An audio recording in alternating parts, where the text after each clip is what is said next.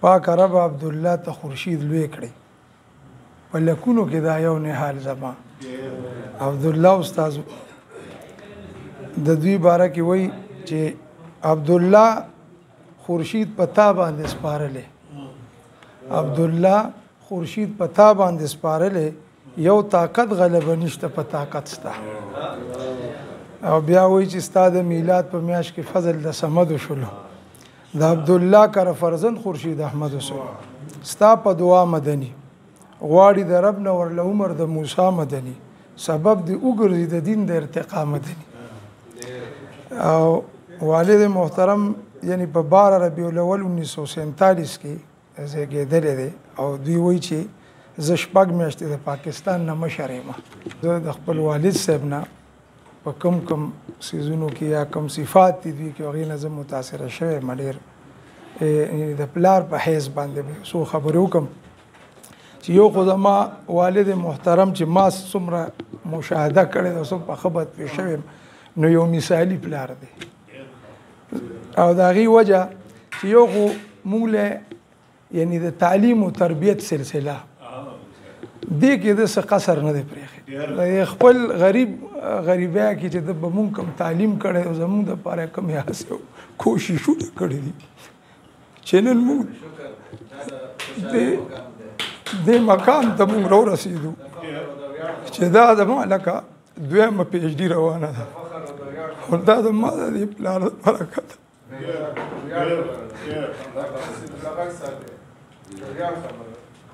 بل مونږ له یو دیني او دنیاوي ماحول او تعلیم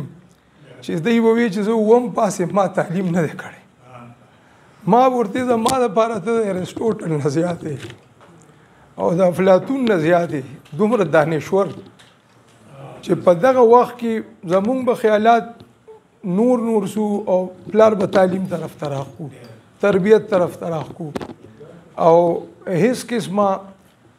زه ما یو عنوان لکه ورکړی دی چې یو تربیتي څپېړه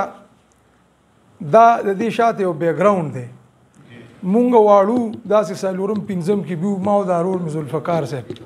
مونږ یو ځل د شپې 9 بجې راپاسولو د شپې او زمونږ د کور خواته یو ګټه وه داسې غټه او هغه ځای کې به ټول دا بدعمله کېناسته چرسیان بنګیان پوډریان نو مونږ واړو د خوب راپاسولو چې شړک شو نو زمانه مې سپېړه وکړه په دې مخ د دې رور نه مې وکړه مونږ ورته مونږ څه ګناه کړې ده وایي تاسو هېڅ ګناه نه ده کړې خو دا مې احتیاطاً هغه د حفظ ما تقدم په توروالی چې سبا دې ګټې سره ونه درېږئ ورې تاسو هم دغه شان بدعمله شئ نو دا یو واقعه چې دی نو هغه یو څپېړه مونږ ته اوسه پورې یاده ده او الحمدلله چې ځان د دغې څیزونو نه مونږ ځان ساتلی دی د والد صاحب په برکاتو باندې بنیادي او صفات چې دوی کې دی یو امنجو او سولهجو انسان دی د ټول دا یعنی وایي چې هر فرد پکې د یو بل نظاریږي دا نوخار به په خورشید هله نوخار شي نو هغه ملګرو ورته وایي چې په دې ارمان به قبر ته لاړ شي یو بل صفت د دوی لکه د خاکساري او تواضع او بل د بغض د کینې حسد تکبر نه پاکه سینه خدای ورکړې ده او دا ما خپل لکه محسوس کړي دي ځکه چې ما ته یو ځل لکه دوی ما سره ډېر لکه ګپ لګوي مضامونو ټولو سره او چونکې په ما باندې ډېر دغه کړی د علم په وجه باندې نو ما سره داسې بعضې وخت کې د زړه خبرې ممکن نو په جړا شو یو ځل یاره بچې ما به خدای وبخي لکه زه خو ډېر ګنهګار یم وایي نو ما ورته وي مې تا به خدای بخي ځکه چې ما ته د یو صحابي کیسه را یاده شوه چې حضور علیه السلام فرمایي چې دغه صحابي را روان دی دا جنتي دی نو هغه بل صحابي وی چې یاره دی څنګه جنتي دی چې زه لږ دی کم داسې عمل کوي هغه ځان داسې خفه کړو ورله ورغو یاره زه تا سره یو شپه کوم وایي راځه چې شپه شوه نو اوس هغه چې ګوري نو دی اوده ټوله شپه او دی پاسي مونځ هم کوي او تهجد هم کوي او هغه څه داسې نه ډېر اعمال کوي او چې سار شو نو ورته زه خفه نه وم خو وایي زه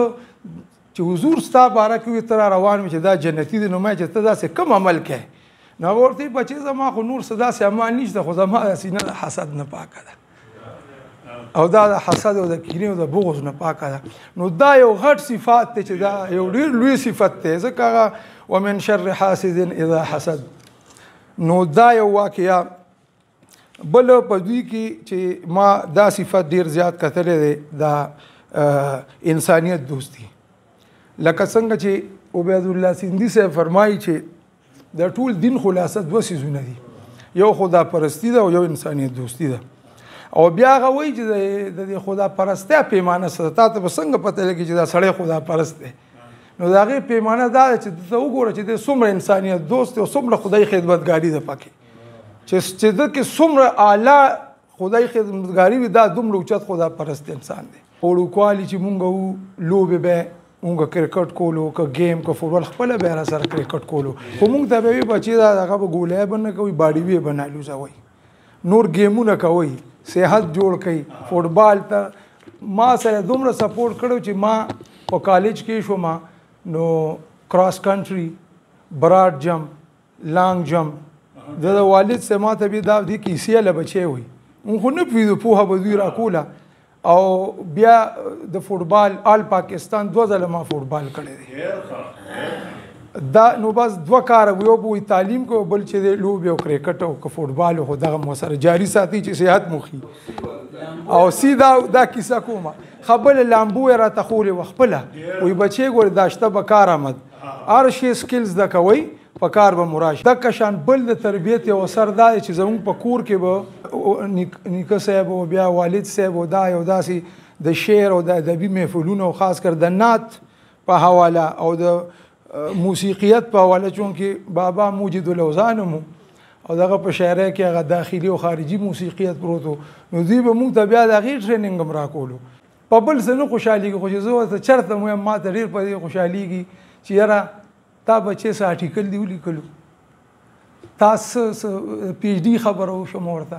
نو بس والد صاحب به زما ډېر خوشحال شو، ماله به انعام راکړي. درې څلور کسان ما سره داسې میلاو شو چې موږ ته وي چېرې مونږ د حاجي صاحب د وجې چې دی نو دا سبق وي او نن دا د پخه پوسټونه مې ولې څنګه وایي مونږ ماشومان وو لوبې به مو کولې، ګولۍ به مو کولې، او هغه وایي بس صرف ګاونډګیري وه، او وایي دی مونږ اوچت کو او مونږ سکول کې داخل کو. خپلو پلارانو نیو دا 4-5 کسان ما ته داسې ویلي چې مونږ حاجي صاحب سکول کې داخل کړو، مونږ له کپړې د سکول واغېستې، مونږ له کتابونه واغېسته. نو دا هغه سماجي کارونه، دا هغوی صداقت او دا رښتینوالی، خو بس دا خو هغه موروثي دوی ته میلاو شوی دی. لکه څنګه چې مې نیکه بابا وایي چې